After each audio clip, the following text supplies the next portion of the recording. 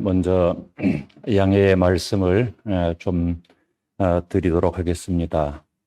아직까지 감기 기운이 남아 있어가지고 말씀을 전하는 중에 목이 마를 때가 있고, 그리고 혹시 또 기침을 할 때가 있을지 모르겠습니다. 그럴 때 좀 양해를 해 주시기를 부탁을 드리겠습니다. 오늘 저는 우리 춘천성산교회에서 마지막 설교를 하게 되고, 그리고 마지막 설교를 할 수 있게 인도하신 우리 하나님께 찬양과 영광을 돌려드립니다. 제가 우리 춘천성산교회에 부임한 지 33년 6개월 정도 되었습니다. 33년 6개월을 지나오면서 제가 예배를 4번 빠졌더라고요. 처음에 빠진 것은 제가 암 수술을 받을 때 2번을 빠졌습니다. 그때는 이제 세브란스 병원에 있는 채플에서 예배를 드리게 되었고, 물론 이제 아주 반가운 분들도 그곳에서 만나 볼 수 있게 되었습니다. 그리고 두 번째 이제는 제가 유럽 여행을 갔을 때 이제 3번째로 빠지게 되었는데, 그때는 이제 현지에서 그 예배를 드리게 되었습니다. 현지 교회에서 주일날 예배를 드리는 그런 시간을 갖게 되었습니다. 그리고 마지막 이제 4번째 빠지게 된 것은 금년 8월 달에, 여러분들이 아시죠? 제가 왜 빠졌는지. 코로나 확진이 되어서 제가 빠지게 되었고요. 그때는 생중계 유튜브로 우리 노 목사님께서 말씀하시는 그 예배에 참여하면서 설교를 듣고 제가 많은 은혜를 받게 되었습니다. 그 외에 제가 끊임없이, 그 외에는 전혀 빠짐없이 33년 6개월 동안 지내오게 된 것이 하나님의 은혜라고 생각합니다. 그 기나긴 세월 동안 여러분들께서 똑같은 사람한테서 똑같은 설교를 들어주신다라고 하는 것에 대해서 무한한 감사를 드립니다. 물론 압니다. 여러분들께서 그 중에서는 목회에 대해서, 설교에 대해서 불만을 가지신 분들도 있을 것이고, 또 불평하시는 분들도 있을 것이라고 하는, 그런 분들이 많을 것이라고 하는 것도 다 압니다. 그러나 그럼에도 불구하고 묵묵히 들어주신 것에 대해서 정말 감사를 드립니다. 저는 이제 예배를 드리면서, 설교하고 예배를 드리면서 이런 표현을 거의 쓰지를 않았습니다. 사랑하는 여러분 또는 사랑하는 성도님들, 이 표현을 거의 쓰지를 않았습니다. 처음에는 그런 표현을 습관적으로 썼습니다. 그런데 그것을 쓰지 않게 된 이유가 무엇이냐면, 어느 날 문득 이렇게 쓰고 보니까 제게 그런 마음이 드는 거예요. 이게 너무 습관화되어 있다 하는 그런 마음이 드는 거예요. 그래서 이거 너무 형식적이지 않는가? 물론 그렇게 표현하시는 다른 설교자들께서 잘못됐다라고 하는 것은 결코 아닙니다. 그리고 그 표현을 하지 않는 제 자신이 그 할 때보다 덜 사랑한다라고 하는 그런 의미도 결코 아닙니다. 다만 그렇게 해놓고 보니까 이거 너무 형식적인 것이 되고 습관화가 되더라고 하는 것입니다. 그래서 그 뒤에는 의도적으로 사랑하는 이라고 하는 말을 빼고 호칭을 하기에 이르렀습니다. 그런데 오늘은 마지막으로 그 표현을 쓰고 싶습니다. 우리 사랑하는 성도님들께, 사랑하는 성도님들, 사랑하는 여러분, 이렇게 표현을 하고 싶습니다. 사실 저는 오늘 말씀을 준비를 하면서 마지막 설교잖아요. 그래서 사실은 비장한 그러한 각오를 가지고 비장한 마음으로 말씀을 준비를 했고, 이 말씀에 대한 그 밑그림은 3달 전에 제가 준비를 했습니다. 제가 마지막 설교를 무엇으로 할까, 어떻게 할까, 맞아, 이렇게 해야 되겠다 하면서 기도하면서 준비를 하게 되었습니다. 그래서 평상시에 정말 내가 우리 성도님들께 간절한 마음으로 그래도 최소한 이렇게 되어져야 되겠다. 이런 기준과 이런 원칙을 가지고 신앙생활을 해 나가야 되겠다 하는 그러한 마음으로 요청하면서 도전 드렸던 것을 이해하기 쉽게 예를 들면서 설명했던 것들이 있더라고요.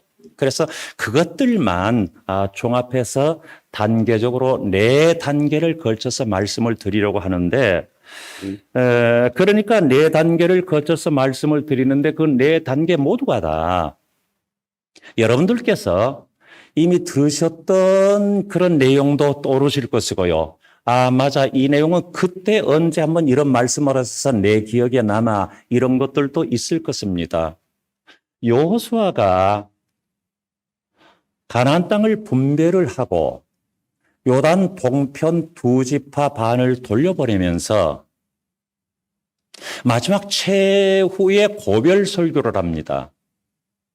왜 그것을 고별 설교라고 하느냐 하면 여호수아서의 마지막 설교일 뿐만 아니라 요단 동편 2지파 반의 그 수많은 사람들을 돌려보내면 이제 여호수아는 평생 그들과 만날 수가 없겠기 때문입니다. 그래서 그들을 돌려보내면서 최후의 고별 설교를 하는 내용이 여호수아 24장에 나타나 있습니다. 그리고 그 설교의 핵심은 한마디로 말하면 우상 섬기지 말고 하나님을 섬겨라. 우상 섬기지 말고 오직 하나님만 섬겨라. 그 표현입니다. 여호수아는 그렇게 결단했습니다. 오직 나와 내 집은 여호와를 섬기겠노라. 그런데 너희들이 여호와를 섬겨라. 그런데 만약에 여호와를 섬기는 것이 마땅하지 않다면, 합당하다고 생각 안 된다면 너희들이 강 저편에서 섬기던 신이든지 아무리 족속의 사람들이 섬기던 신이든지 너희 섬길 자는 오늘날 택하라. 그러나 오직 나와 내 집은 여호와를 섬기겠노라.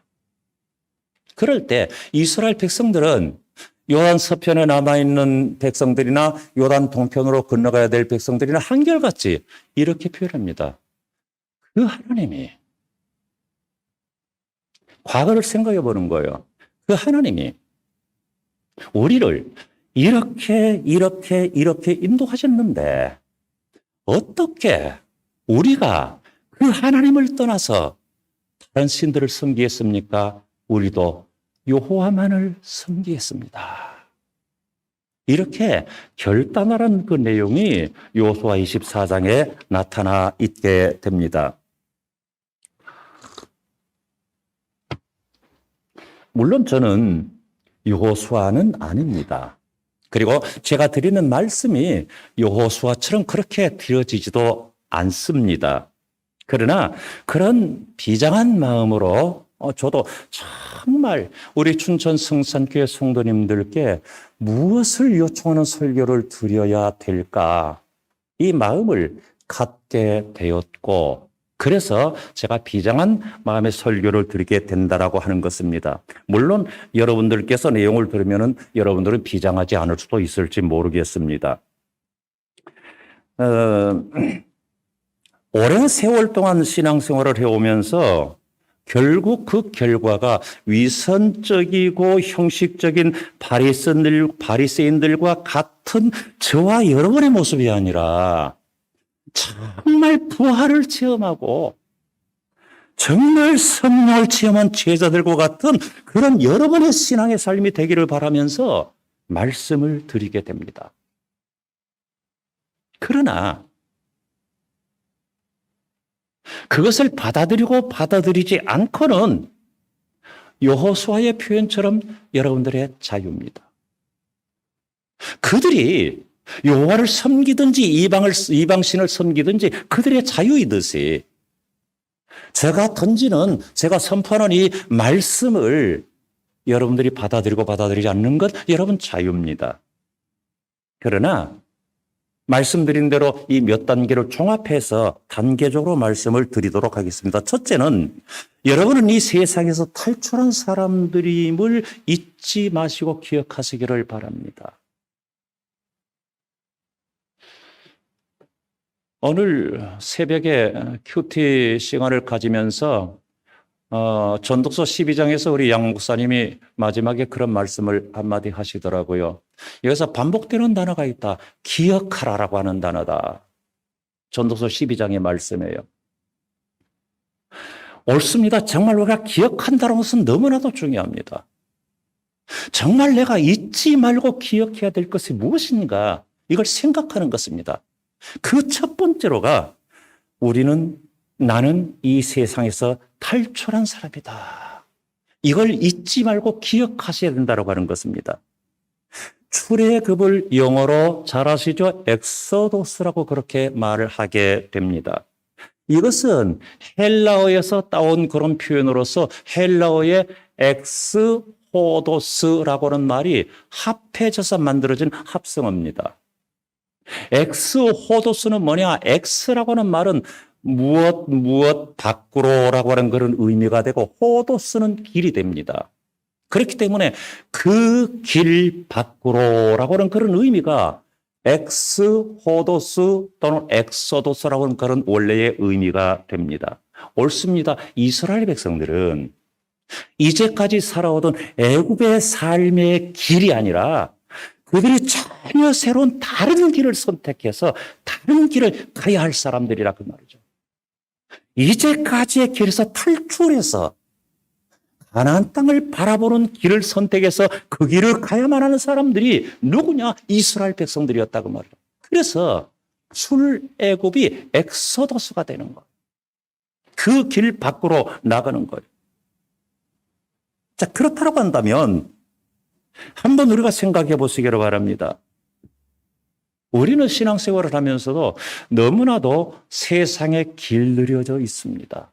세상의 습관에 길들여져 있고, 세상의 삶의 방식에 길들여져 있고, 세상의 문화에 길들여져 있고, 그리고 세상의 어떤 사상과 사고에 길들여져 있고, 너무나도 많이 길들여져 있습니다. 그런데 그것이 단순하게 길들여지는 상태 가운데 머물리는 것이 아니라 그것에 지배를 받고 살아간다고 말이죠. 그것에 길들여져 있으니까 지배를 받고 살아간다 그 말이죠. 그것이 바로 우리들이었지 않습니까? 예수 믿기 전에 우리들이었지 않습니까? 그런데 문제는 예수 믿은 이후에도 우리가 여전히 그런 모습을 살아간다면 안 되지 않겠습니까? 그래서 정말 이 세상을 살아가는 성도들의 문제가 뭐냐 하면, 저를 비롯해서 우리의 문제가 뭐냐 하면 탈출이 되지 않고 있다고 하는 것입니다. 이 세상에서 탈출이 되지 않고 있다고 하는 것입니다.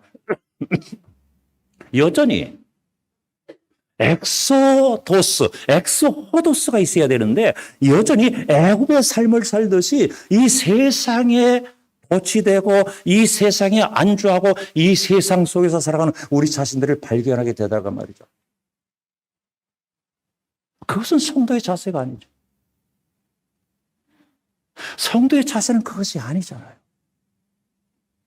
성도라고 하는 것은 현재 있는 집단 속에서 분리되어서 따로 구별된 자가 성도잖아요.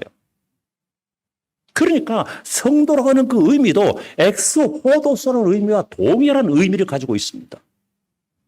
불러내어서 따로 구별된 사람, 그가 성도란 말이에요.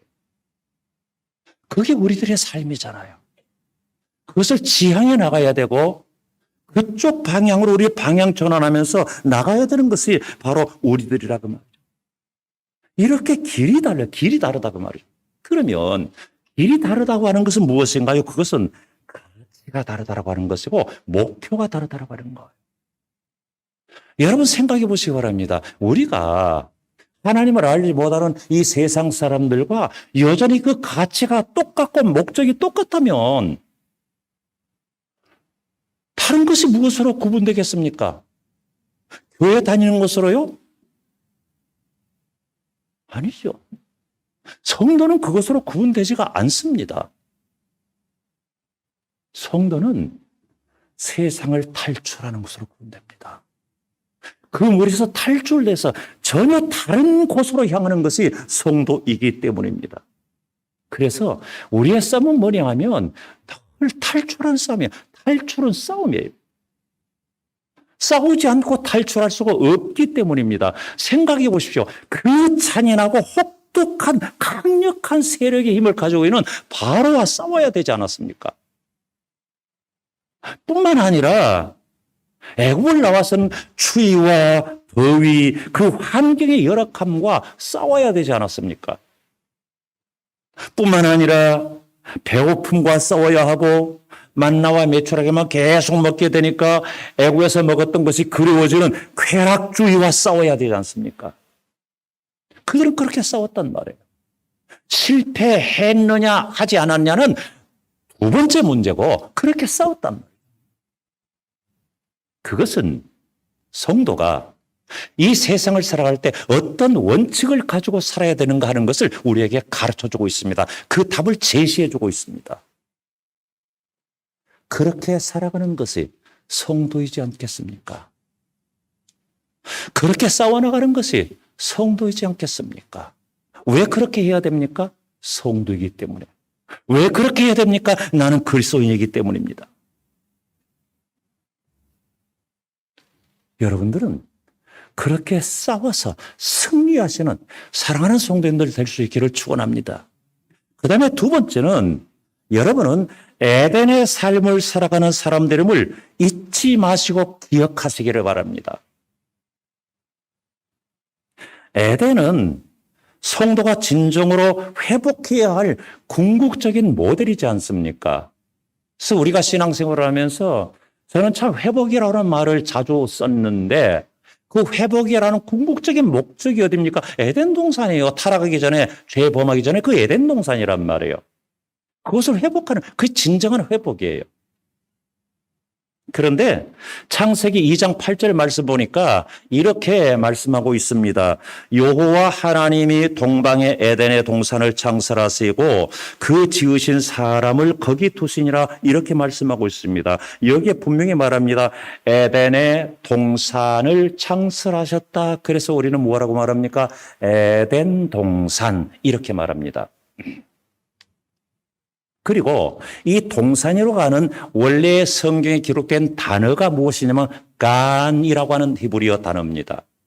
그런데 그 간이라고 하는 단어는 동산이라고 하는 것보다도 정원이라고 하는 표현이 훨씬 더 강합니다.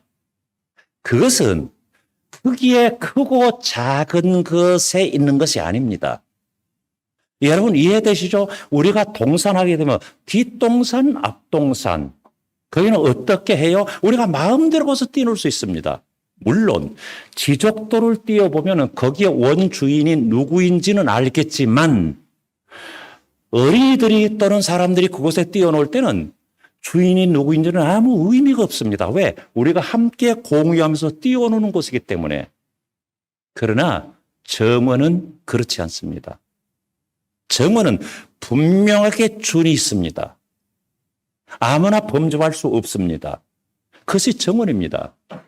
그래서 동산이라고 하는 표현은 특정할 수 있는 사람이 없는 것이고 정원이라고 표현했을 때는 특정한 주인이 소유주가 있다라고 하는 것을 의미하기 때문에 간이라고 하는 표현을 써서 정원이라고 이렇게 표현하게 된다라고 하는 것입니다.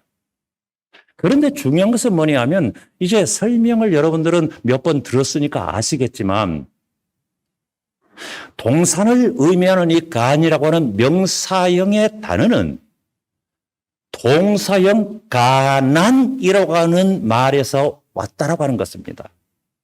그러면 동사형 가난이라고 하는 말은 어떤 의미가 있느냐?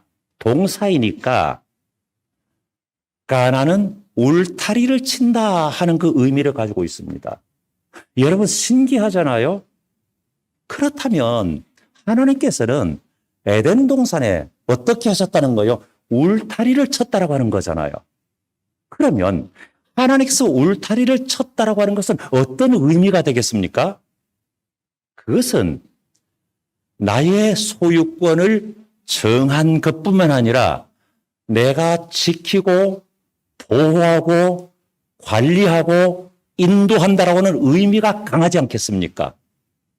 그것이 울타리지 않겠습니까? 농사 지으시는 분들이 와서 이제 곡식을 뜯어 먹어버리는 짐승들을 막기 위해서 가는 울타리를 쳐놓는 경우도 있지 않습니까? 들어오지 못하도록 하기 위해서.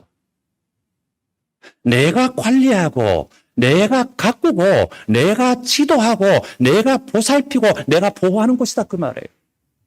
그것이 울타리를 치는 이유예요. 그렇다면 에덴 동산은 그렇게 울타리가 쳐져 있는 곳이라고 말이죠. 즉 하나님의 강력한 보호하심과 하나님의 강력한 그 지킴이, 그 보살핌이 거기에 있다라고 하는 거죠. 우리가 그렇다라고 하는 거예요.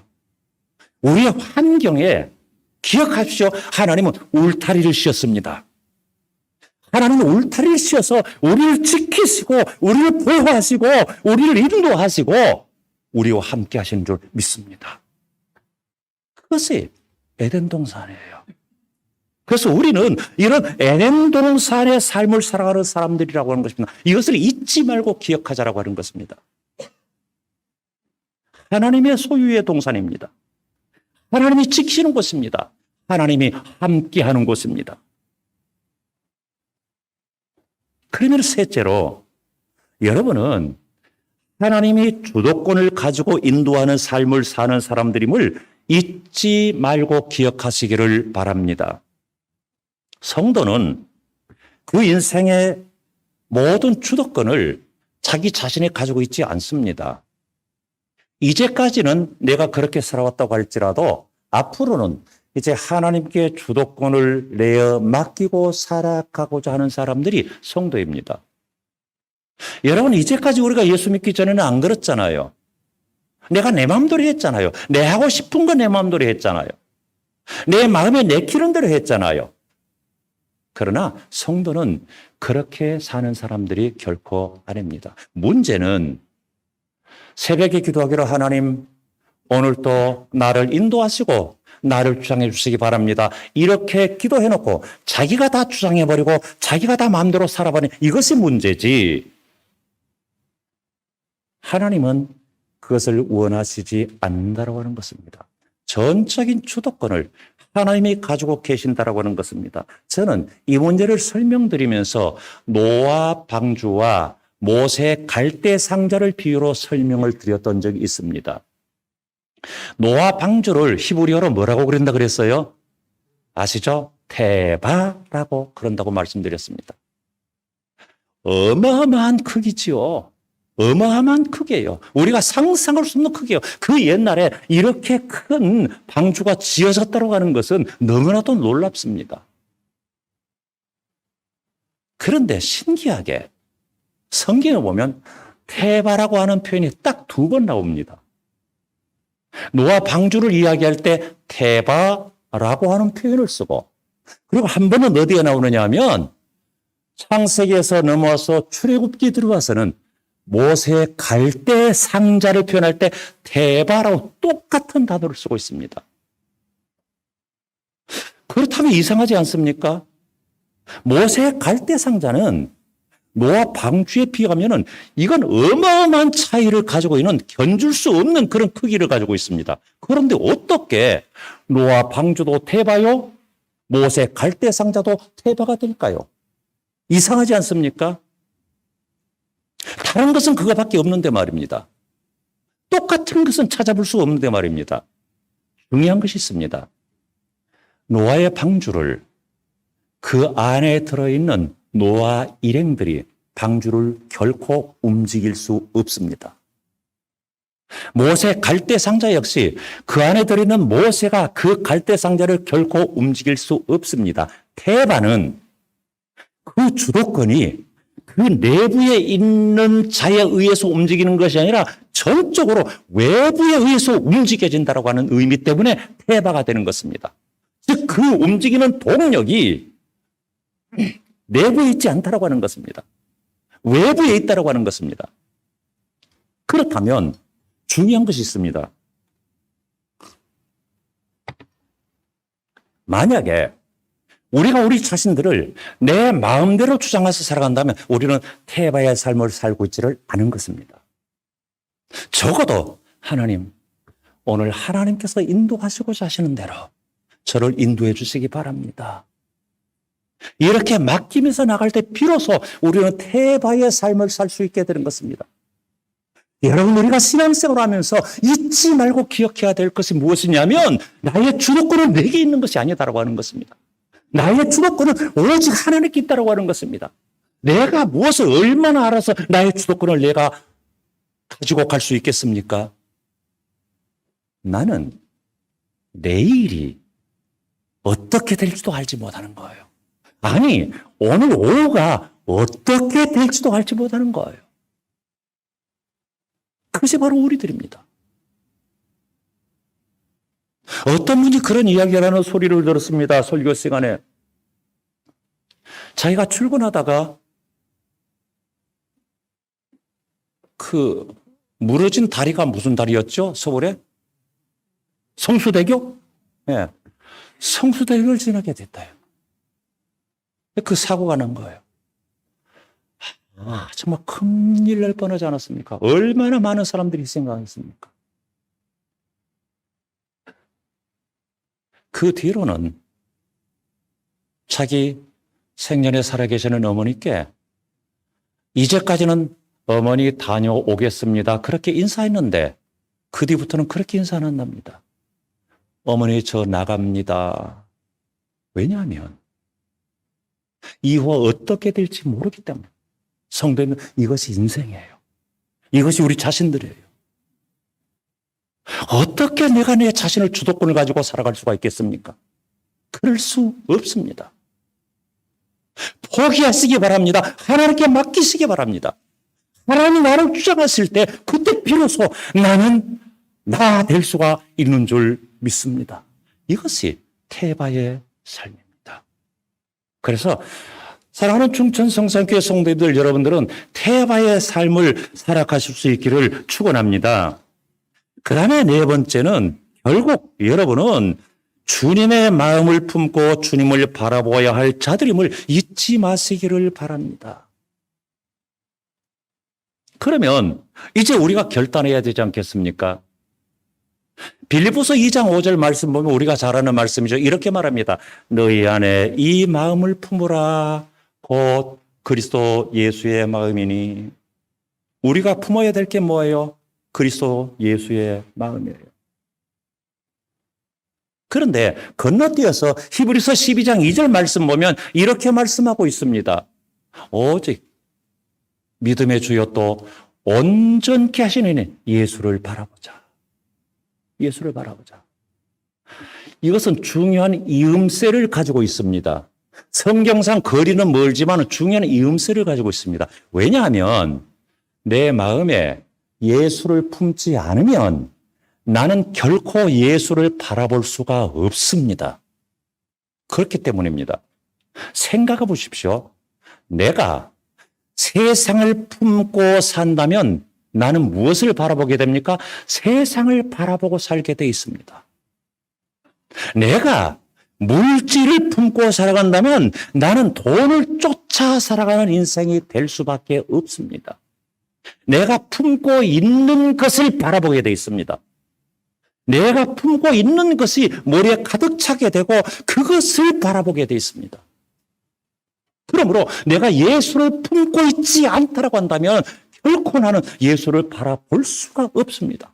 그러므로 내가 예수를 품고 살아야 예수를 바라볼 수가 있습니다. 예수 그리스도의 마음을 품으십시오. 그리고 예수를 바라보십시오. 이것이 우리의 결단이어야 되지 않겠습니까?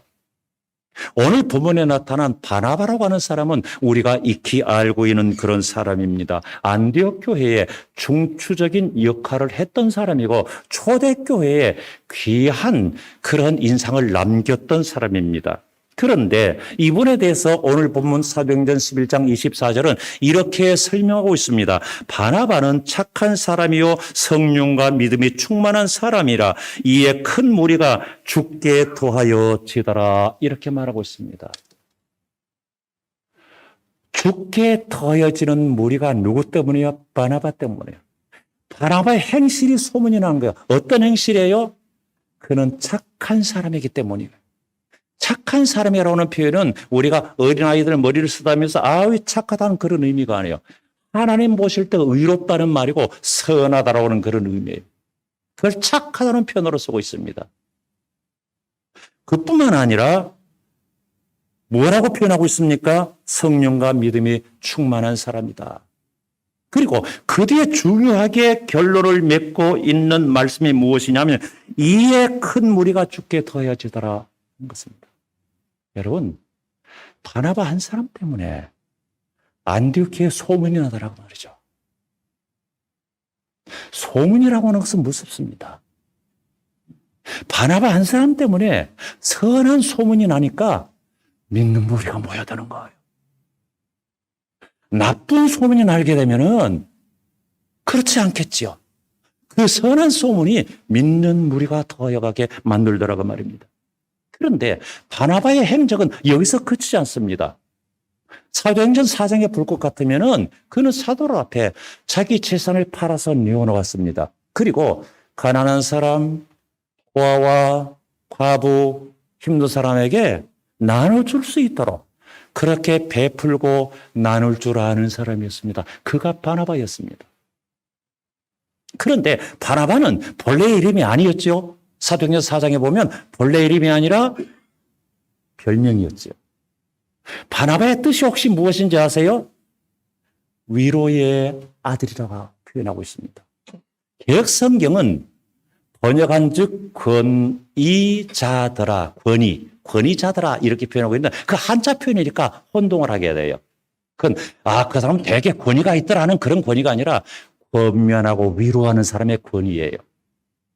이것이 오해의 소지가 있으니까 개정판에서는 위로의 아들 이렇게 표현해 놓았단 말이죠. 옳습니다. 위로하는 사람이었어요. 힘든 사람, 억울한 일을 당한 사람, 슬픈 일을 당한 사람, 아픔을 갖고 있는 사람, 이 사람들을 위로했단 말이에요. 그게 바나바였어요.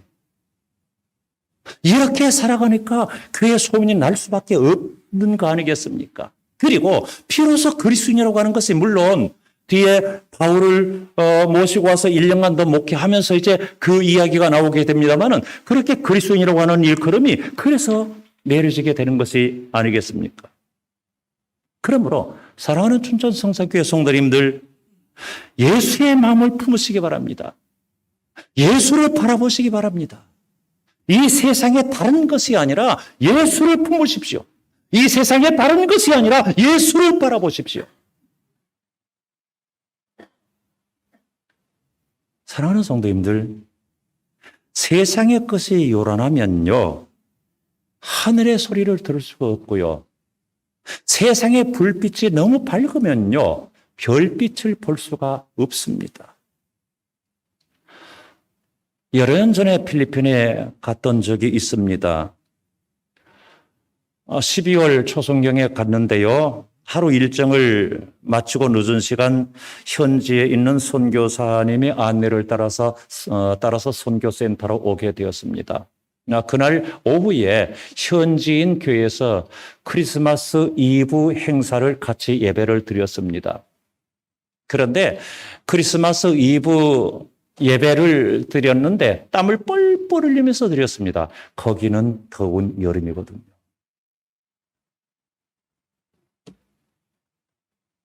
현진의 그 아이들이 얼마나 아름다운지요. 얼마나 순수한지요. 얼마나 진지한지요. 그래서 늦은 시간까지 그 일정을 마치고 돌아오니까 시간이 많이 늦었습니다. 깊은 밤이 되었습니다. 그런데 그 선교센터가 변두리 외곽에 있었습니다. 시내와 아주 멀리 있었습니다. 너무나도 조용한 거예요. 너무나도 고요한 거예요. 거리 시내 불빛이 안 보여요.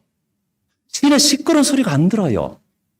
그런데요, 거기서 눈을 들어서 하늘을 보니까 제 평생에 그렇게 맑고 밝고 굵은 별빛을 본 적이 없습니다. 얼마나 아름다운지, 얼마나 선명한지. 그리고 요란한 풀벌레 소리들이 얼마나 시끄러운지요. 그래서 저는 그것을 깨달았습니다. 이것이 적어도 내게 주시는 하나님의 메시지다. 세상에 너무 눈 밝으면 하늘의 별빛을 볼 수가 없다라고 하는 거죠. 세상에 너무 귀가 밝으면 하나님의 음성을 들을 수가 없다라고 하는 거죠. 여러분, 사도 요한이 밤모섬에 유배에 나가서 살 때에, 에베소 교회에서 섬겼을 때에 그 모든 것들을 어떻게 볼 수 있고 들을 수 있겠습니까? 에베소 도시의 요란한 것들이 어떻게 그에게 보여질 수 있고 들려질 수 있겠습니까? 그가 볼 수 있는 것은 자연뿐이고 바다뿐입니다. 그가 들을 수 있는 것은 새소리고 파도소리뿐입니다. 아무것도 들릴 수 없고 볼 수 없습니다. 그런데 세상의 요란한 소리가 전혀 들리지 않고 세상의 화려한 모습들이 전혀 보이지 않은 그때에 그는 하늘을 보았습니다. 하늘의 음성을 들었습니다. 그렇게 해서 기록한 것이 요한계시록입니다. 성도님들 놀랍지 않습니까? 옳습니다. 이것은 진리입니다. 내가 세상에 눈 밝으면 하나님의 모습이 보이지 않습니다. 내가 세상에 귀 밝으면 하나님의 음성이 들리지 않습니다. 내가 세상의 눈을 감고 세상에서 귀를 막아야 내가 하나님을 볼 수 있고 하나님의 음성을 들을 수 있게 되는 줄 믿습니다. 이것은 공식이에요. 이것은 그럴 수도 있는 게 아니라 이것은 철저한 공식이에요. 얼마나 놀랍습니까? 우리는 이렇게 살아가야 하는 사람들입니다. 왜 그런지 아십니까? 우리는 그리스도인들이기 때문입니다. 우리는 하나님을 믿는 사람들이기 때문입니다. 오늘 본문은 안디옥교회 성도들이 이렇게 살아감으로 인하여서 비로소 그리스도인이라 일컬음을 받게 되었다고 그랬습니다. 그러면 여러분 역시 그렇게 살아가야 되지 않겠습니까? 그래서 세상 사람들이 여러분들을 향해서 평가하기를 저는 진짜로 예수 믿는 사람이야. 저는 진짜로 하나님 믿는 사람이야. 저 사람 보니까 하나님이 계신 것 같아. 이렇게 되어져야 되지 않겠습니까? 이것이 뭐 대단한 일이겠습니까? 우리가 이렇게 결단하고 나가야 되지 않겠습니까? 그럴 때 비로소 그리스도인이라 일컬음받게 될 것입니다. 사랑하는 성도님들 기억하시기 바랍니다. 이것이 여러분들의 영상에 음용으로 남으시기 바랍니다. 머리에서 이것이 울림이 될 수 있기를 바랍니다. 그래서 그것이 여러분들 붙들어 세우는 그런 지렛대가 될 수 있기를 축원합니다. 기도하시겠습니다. 그러고 하신 하나님, 오늘 결단하며 듣는 말씀이 받아들여지지 않는 말씀이 아니라 내 심령을 바로 세우는 말씀이 되게 하여 주시옵소서.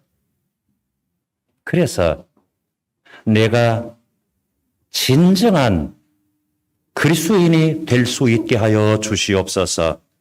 예수님 이름으로 기도합니다. 아멘.